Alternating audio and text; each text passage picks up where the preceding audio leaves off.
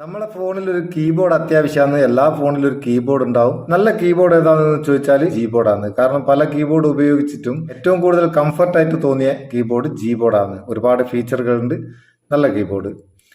നമ്മൾ ഒരുപാട് വീഡിയോ ഒക്കെ ജീബോർഡിന്റെ ചെയ്യാൻ ചെയ്തിരിക്കും. നിങ്ങൾ ഉപയോഗിക്കുന്നില്ലെങ്കിൽ ഒന്ന് ഉപയോഗിച്ച് നോക്ക്, ലിങ്ക് ഡിസ്ക്രിപ്ഷനിൽ വെക്കാം.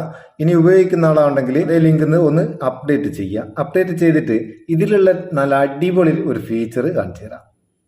നമുക്ക് ഈ ജീബോർഡ് ഒന്ന് ഓപ്പൺ ചെയ്യാം. ജീബോർഡ് ഓപ്പൺ ചെയ്യാൻ ജീബോർഡിന്റെ ആപ്ലിക്കേഷനിലേക്ക് പോകേണ്ട, നമുക്ക് കീബോർഡ് എടുക്കാം. വാട്സപ്പിൽ നിന്ന് എടുക്കാം കീബോർഡ്.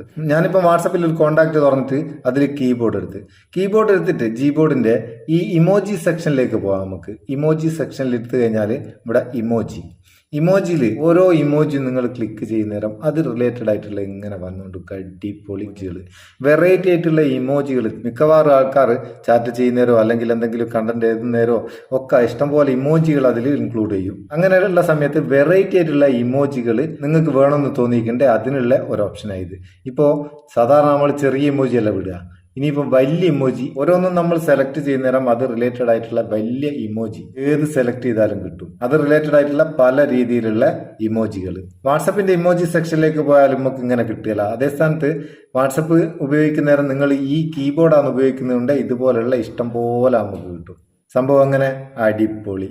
അപ്പം കീബോർഡിലെ ഈ ഫീച്ചർ നിങ്ങൾക്ക് ഇഷ്ടപ്പെട്ടിരിക്കേണ്ട ഒരു ലൈക്ക് കൊടുത്തേ കേട്ടോ. നമുക്കൊരു ബൂസ്റ്റ് ആയിക്കോട്ടെ, നല്ല അടിപൊളി ഒരു ഇമോജി ആയിക്കോട്ടെ. നമുക്ക് അടുത്ത വീഡിയോയിൽ നല്ല സെഗ്മെന്റ് കാണാം. നിങ്ങളെ സ്വന്തം Muthoos Meppayur. Thank you so much.